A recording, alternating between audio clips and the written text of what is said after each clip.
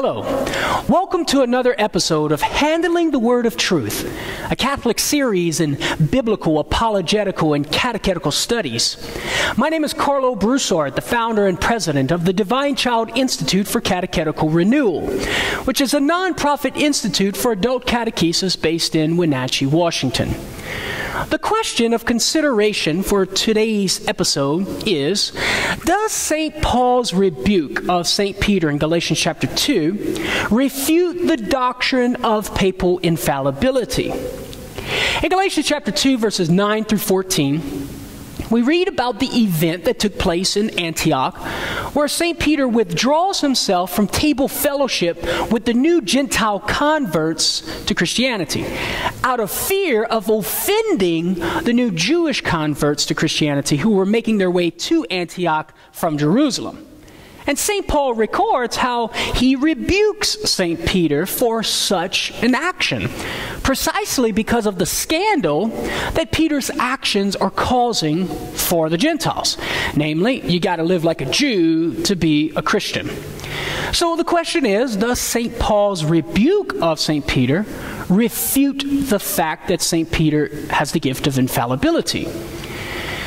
Such a question manifests a lack of understanding of what the doctrine of infallibility is. Just because Holy Mother Church teaches that St. Peter and his successors as the Bishop of Rome are free from error in matters of faith and morals in definitive teachings, it does not necessarily follow that they are impeccable, i.e. perfect human beings free from sin. This is not the meaning of the doctrine of infallibility. The doctrine of infallibility does not apply to the moral conduct of St. Peter or his successors. It applies to the definitive teachings on matters of faith and morals. Therefore, the lack of moral conduct by St. Peter, which is the very object of St. Paul's rebuke in Galatians chapter 2, does not refute the fact that Peter has the gift of infallibility.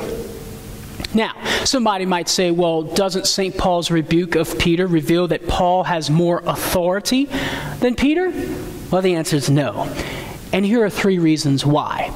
Number one, fraternal correction does not necessarily indicate degrees of authority for either of the parties in a dispute. For example, in 2 Samuel chapter 12, verses 1 through 15, Nathan the prophet rebukes King David for his sin of adultery.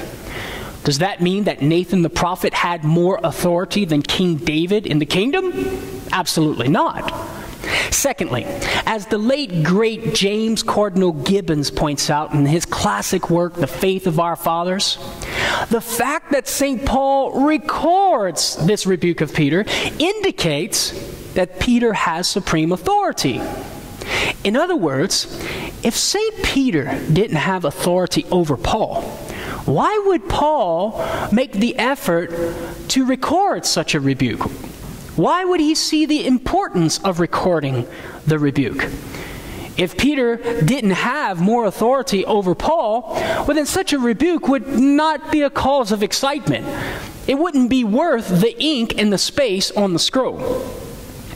Thirdly, the third reason why St. Paul's rebuke of Peter does not reveal that he has more authority than Peter is because St. Paul himself indicates the persuasive force of St. Peter's actions in Galatians chapter 2, verse 14. St. Paul writes how St. Peter's actions are compelling the Gentiles to live like Jews.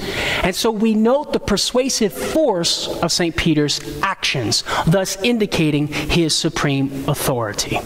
Therefore, this passage does not reveal that Paul has more authority than Peter, nor does it refute the doctrine of papal infallibility. Be on the lookout for more episodes of Handling the Word of Truth, and be sure to visit us online at www.divinechildinstitute.com. May the Divine Child bless you and lead you in all your days.